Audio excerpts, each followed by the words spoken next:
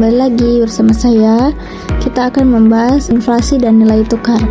Nama saya Rizky Afirlestianti dengan NIM 0503231017. Apa itu inflasi? Inflasi adalah kenaikan harga-harga barang dan jasa secara umum dan terus-menerus dalam suatu periode waktu tertentu. Contoh, kalau harga nasi goreng tahun lalu itu 15.000, lalu sekarang jadi 20.000, berarti terjadi inflasi. Artinya uang 15.000 sekarang tidak bisa membeli sebanyak dulu. Contoh lainnya, kalau dulu pas SD 10.000 bisa beli 2 nasi goreng, sekarang hanya dapat 1, itu pun kadang 12.000, itu berarti sudah terjadi inflasi. Teori inflasi. Beberapa teori inflasi yang umum dikenal.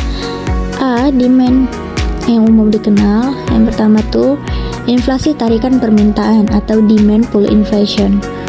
Terjadi karena permintaan barang atau jasa lebih besar dari penawaran. Contoh, banyak orang yang ingin beli mobil tapi stok mobil terbatas, makanya harganya naik.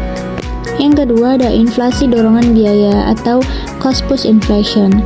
Terjadi karena biaya produksi naik, misalnya harga barang baku atau gaji pekerja naik, sehingga harga jual barang juga ikut naik. Yang ketiga ada inflasi struktural. Terjadi karena struktur ekonomi suatu negara belum efisien, misalnya distribusi barang yang lambat atau produksi tidak merata antar daerah. Lalu ada faktor penyebab terjadinya inflasi. Beberapa faktor yang menyebabkan antara lain pertama, meningkatnya permintaan barang dan jasa. Yang kedua, kenaikan biaya produksi seperti bahan bakar, upah, bahan baku. Yang ketiga, kebijakan pemerintah seperti mencetak uang terlalu banyak. Yang keempat, nilai tukar rupiah lemah sehingga harga barang impor naik. Yang kelima, gangguan distribusi, misalnya karena bencana atau konflik. Baru ada dampaknya. Dampak negatifnya itu daya beli turun. Uang yang sama hanya bisa membeli lebih sedikit. Kemudian ada tabungan kehilangan nilai.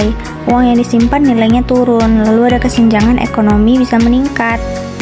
Nah, dampak positifnya dalam jumlah kecil mendorong produksi karena produsen ingin mengambil keuntungan dari harga yang naik. Yang kedua, mengurangi beban utang pemerintah karena nilai uang turun. Lalu apa itu pengertian nilai tukar atau kurs? Nilai tukar atau kurs adalah harga mata uang satu negara terhadap mata uang negara lain.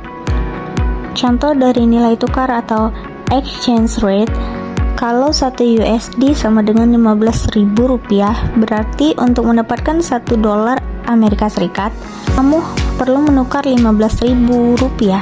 Ada pula jenis-jenis nilai tukar. Yang pertama, kurs tetap. Itu pemerintah menukarkan nilai tukar secara pemerintah yang menentukan nilai tukar secara langsung. Kemudian ada kurs mengambang, itu nilai tukar mengikuti pasar atau permintaan dan penawaran mata uang. Yang ketiga ada kurs mengambang terkendali, ini campuran, kombinasi.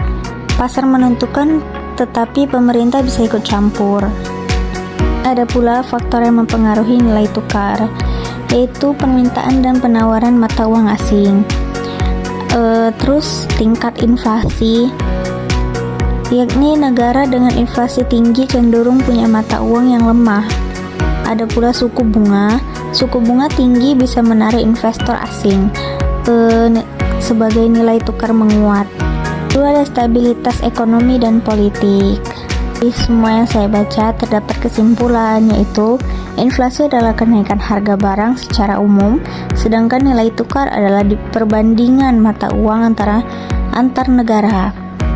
Keduanya saling mempengaruhi dan penting bagi kestabilan ekonomi.